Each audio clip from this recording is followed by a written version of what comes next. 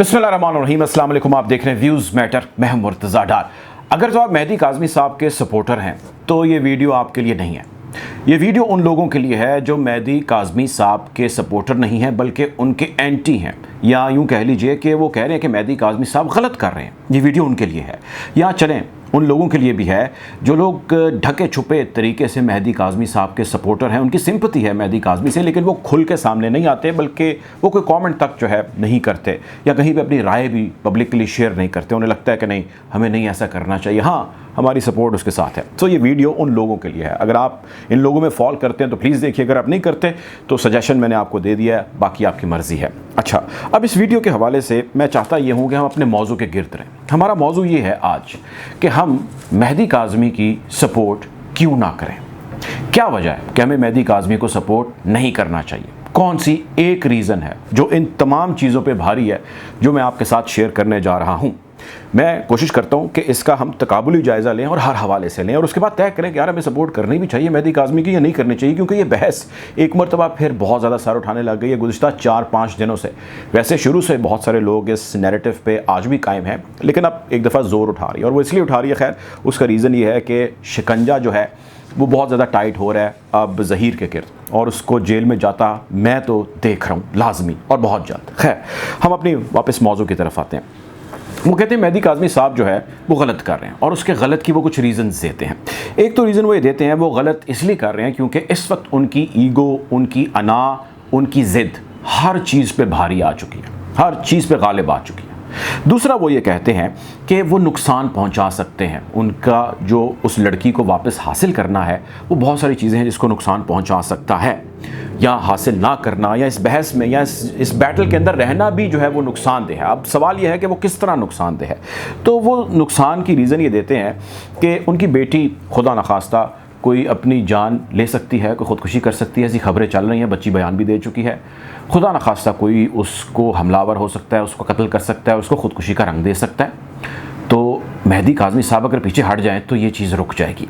दूसरा वो रीज़न ये देते हैं कि वो अपनी बच्ची की खुशी के, उसके जज्बात के, उसके प्यार के दुश्मन हैं, तो उन्हें दुश्मनी नहीं करनी चाहिए। अपनी बच्ची से बढ़ के कौन शख्स खुश होगा अगर आपका बच्चा खुश हो। जो बच्चों वाले हैं, जो सुन रहे हैं, वो जानते हैं।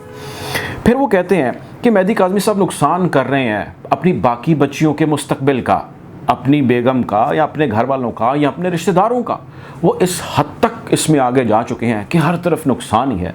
हर कोई, या बाकी रिश्तेदारों की जो बच्चियां हैं वो भी पहचानी जाएंगी कि हाँ आप मेहदी काज़मी की ख़ानदान या फैमिली से हैं, तो आपके ख़ानदान में तो यूँ होता है और वो होता है। सो मेहदी काज़मी नुकसान कर रहे हैं। अच्छा, फिर लोग कहते हैं कि हमने ऐसे बहुत सारे वाक़यात देखे हैं जो कि सच पर मबनी है कि अक्सर बाप जो हैं अपनी बच्चियों को किसी तरह वापस ले आते हैं, या अक्सर जो है वो गैरत के नाम पे बाप और भाई जाके अपनी बहनों या अपनी बेटियों को मार देते हैं। और ऐसी को भी मारे जाने के कई वाक़यात हैं जिनमें उनको ये अपनी पसंद की शादी की कई साल हो जाते हैं, कहीं 5 साल, कहीं 10 साल हो जाते हैं। उनकी औलादें बड़ी होने लग जाती हैं, 8-8, 10-10 साल के उनके बच्चे हो जाते हैं। फिर भी घर वाले यानी उसके भाई, उसके बाप जाते हैं और जाके मार देते हैं।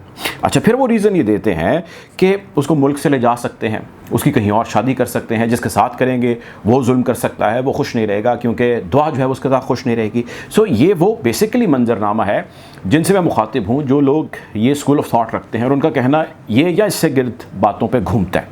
अच्छा, आपकी बात में आपके नज़दीक वज़न ज़रूर होगा और जो चीज़ें आप कह रहे हैं वो आपके नज़दीक ठीक हो सकता है हों, उसकी रीज़न्स होंगे, लॉजिक्स होंगे। मैं उम्मीद करता हूँ कि आप में से जो भी ये सुन रहे हो और स्कूल ऑफ थॉट का बंदा है, वो इस वीडियो के नीचे या हमें ईमेल करके या किसी भी तरीके से कोई वीडियो बना के एक मैसेज बताए और समझाए कि जो चीज़ें मैं आगे कहने जा रहा हूँ उसकी रोशनी में मेहदी काज़मी की सपोर्ट क्यों ना की जाए। अच्छा, इसके 3 मैंने हिस्से डिवाइड किए हैं इस नैरेटिव के, इस बयानिए के या उनके साथ देने के। सबसे पहले दीन क्या कहता है जानते हैं आप लोग। मैं आपको एक दफ़ा रिमाइंड करा देता हूँ। दीन ये कहता है कि कोई भी बच्ची अपनी मर्ज़ी से शादी कर सकती है, उसको इजाज़त है। और शिया मसलक ये कहता है कि उसको भी इजाज़त है, वो भी अपनी पसंद से शादी करे, मर्ज़ी से करे, इसमें कोई ममानियत नहीं है। 3 चीज़ें हैं जो दरकार हैं उसके लिए। एक चीज़ ये है कि वो लड़की बालिग हो, दूसरी चीज़ ये है कि वो उसका वली यानी उसका बाप या उसका दादा इजाज़त दे, उसकी रजामंदी हो। ये मैं नहीं कह रहा, ये दीन कह रहा है। तीसरी चीज़ ये है कि वो बच्ची रुश्द हो, ये भी मैं नहीं कह रहा, ये भी दीन कह रहा है, ये शिया मसलक कह रहा है, यानी कि वो बालिग हो, यानी कि वो वली की इजाज़त के साथ ये कर रही हो, उसका इजाज़तनामा होता है। तीसरा ये उसके साइन होते हैं। तीसरा ये कि वो रुश्द हो, यानी कि वो समझदार हो, वो आकिल हो, वो समझ सके चीज़ों को, मामला फ़हम हो, ये शिया मसलक कहता है, या जिस बच्ची जिस मसलक से ताल्लुक़ रखती है ये मसलक कहता है, चलें यूँ कह लीजिए। इन तीनों चीज़ों में से वो एक चीज़ पे मुमकिन तौर पर पूरी उतरती है और वो है कि वो बालिग है। बाकी दो चीज़ों पे कांटा लग चुका है, यानी कि दीन की तीन में से दो चीज़ों पे देयर इज़ अ क्रॉस, एक चीज़ पे there is a tick mark. So दीनी एतबार से अगर देखा जाए तो समझ आती है कि मेहदी काज़मी जो कह रहा है वो ठीक कह रहा है, तो उसका साथ क्यों ना दिया जाए। दूसरी बात, जो दूसरा पहलू मैंने इसका, दीन एक हो गया, दूसरा इसका पहलू हो गया कानून। यार अब ज़ाहिर है कानून भी है, जिस मुल्क में रह रहे हैं उस मुल्क के कानून के ऊपर अमल करना ज़रूरी है। अगर नहीं करेंगे तो फिर तो लॉलेस स्टेट बन जाएगी और हर जगह मसला हो जाएगा। तो कानून भी इजाज़त देता है उस बच्ची को, हाँ बेटे आप शादी करें, आपको शादी बहुत ज़ोर से आई हुई, आप कर लें शादी। अच्छा, अब कानून इसमें मुख्तलिफ है कुछ जगहों पे, वो भी आप जानते हैं, मैं जानता हूँ। एक है पंजाब, एक है सिंध। पंजाब में कहते हैं कि जी बच्ची की उम्र 16 साल हो तो वो कर ले शादी अपनी मर्ज़ी से, there is no problem at all. Sindh में 18 साल की हो तो कोई मसला नहीं है, बिल्कुल करें। मेडिकल बोर्ड जो पाकिस्तान की तारीख का सबसे बड़ा बोर्ड है, वो ये कह चुका है, चले बाप तो कह ही रहना यार, और उसके पास कागजात भी हैं, छोड़ देते हैं, बाप कह रहा गलत है ही गलत। डॉक्टर्स का पैनल सुप्रीम कोर्ट के अहकामात पर जो बना है वो भी ये कहता है कि इस बच्ची की उम्र 16 साल से कम है। तो भाई कानून में बच्ची एक प्रोविंस में कम उम्र है, दूसरे प्रोविंस में भी कम उम्र है, वफाकी कानून के मुताबिक भी कम उम्र है। सो कानून में भी तीन उसके पास रास्ते थे, वफाक या पंजाब या सिंध, किसी एक जगह पे, तीनों में वो कम उम्र साबित है एज पर डॉक्यूमेंट। अच्छा, दीनी पहलू हो गया, हमने पूछा तीन चीज़ें थी उसमें, एक चीज़ थी जिस चीज़ के ऊपर वो पूरा उतरती थी, दो पे वो नहीं उतरती थी, तो सवाल पूछा हमने कि मेहदी काज़मी की सपोर्ट क्यों ना करें।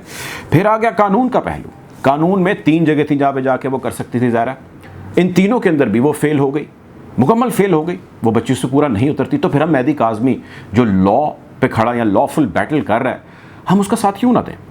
अच्छा चलें यार, छोड़ दें कानून को भी, दीन को भी कुछ देर के लिए साइड पे कर दें।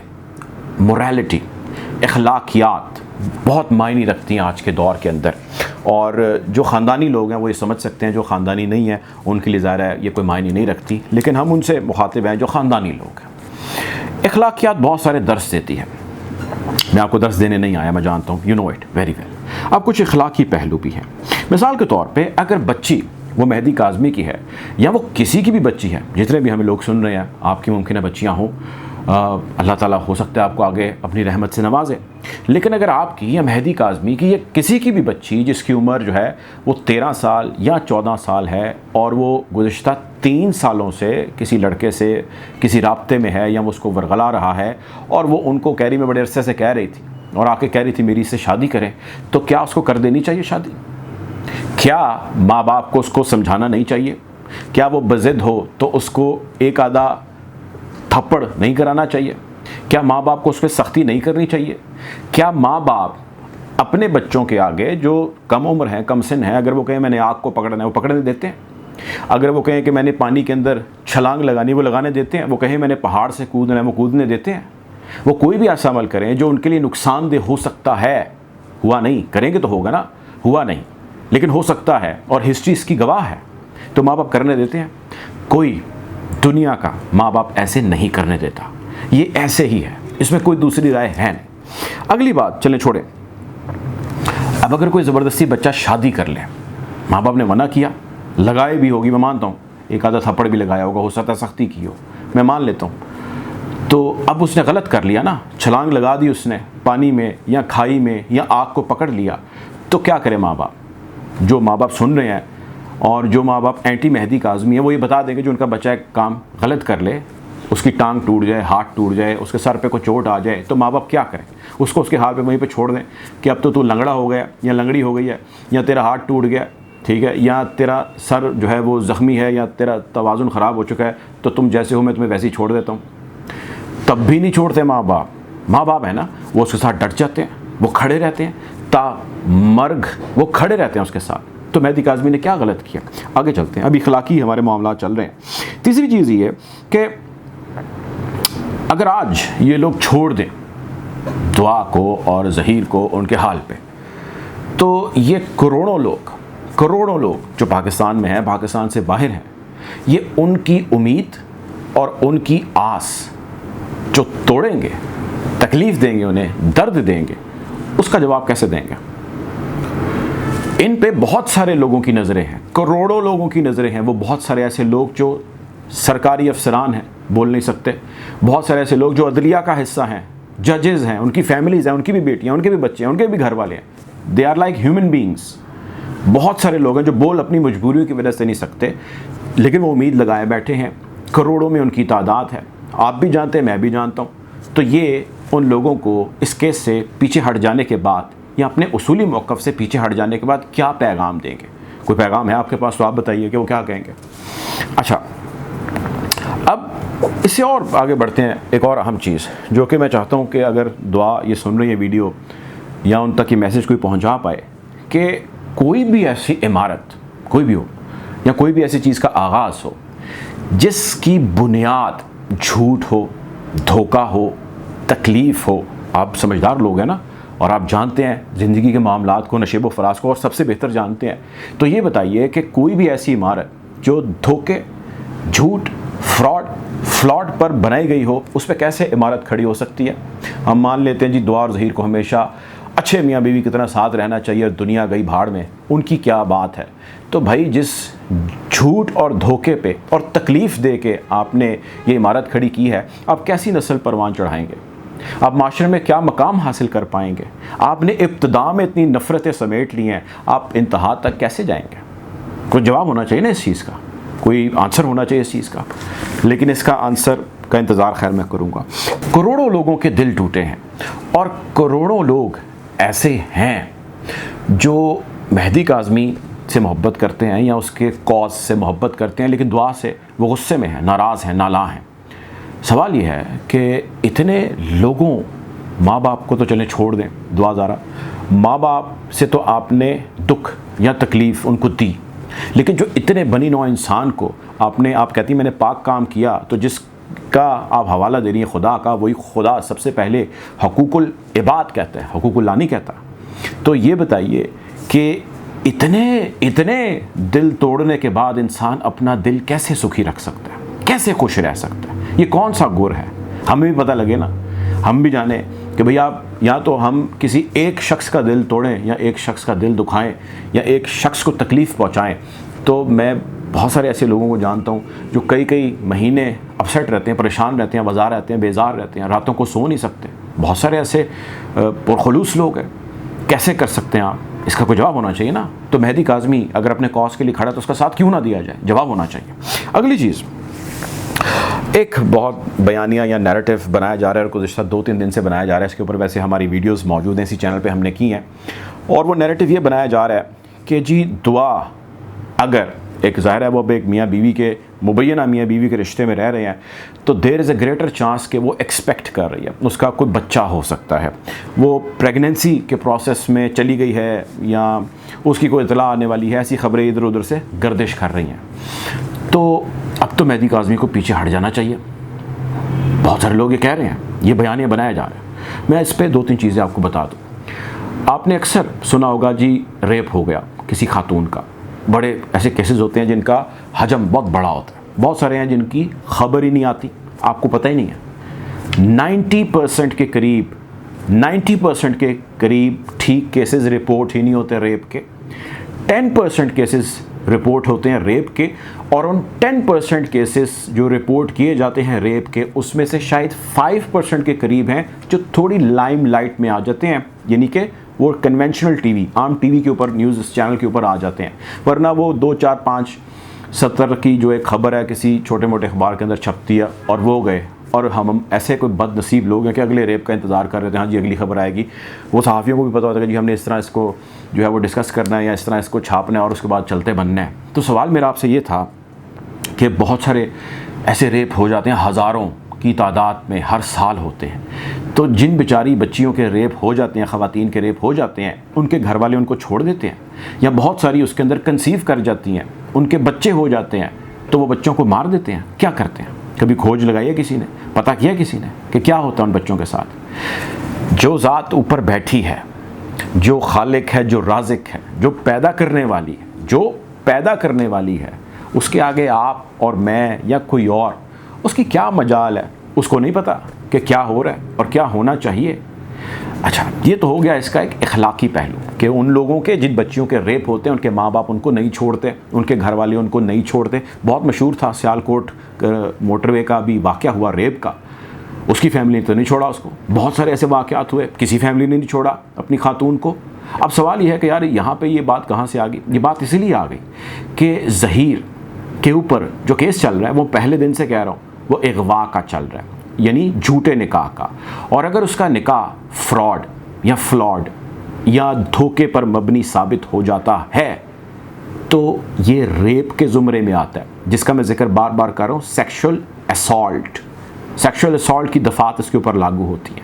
और अगर ये रेप के ज़ुमरे में आता है, सेक्शुअल असॉल्ट इसके ऊपर या इसकी दफ़ात इसके ऊपर नाफिस हो जाती हैं, तो आप तो भाई मेरे जा रहे हैं इस वक्त जेल के अंदर।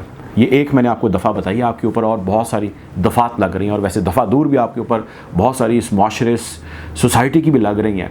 लेकिन हकीकत इसके अलावा कुछ नहीं है कि you have to do whatever is required. लेकिन हकीकत इसके अलावा कुछ नहीं है कि आपको सलाहों के पीछे और आपके सहूलतकारों को, वो आपकी वालदा हैं या आपके भाई हैं, और उनकी गैरत के बारे में अब मैं यहाँ पर क्या जुमला बोलूँ। हमारी बहुत सारी माएँ बहनें ये वीडियोज़ हमारी देखती हैं, उनके ख़िलाफ़ भी बहुत सख्त कार्रवाई होने जा रही है और होगी और होनी भी चाहिए। उनको भी समेत आपके बिहाइंड द बार्स होना चाहिए जो ऐसी औलादों को और ऐसे कामों को सपोर्ट करती हैं।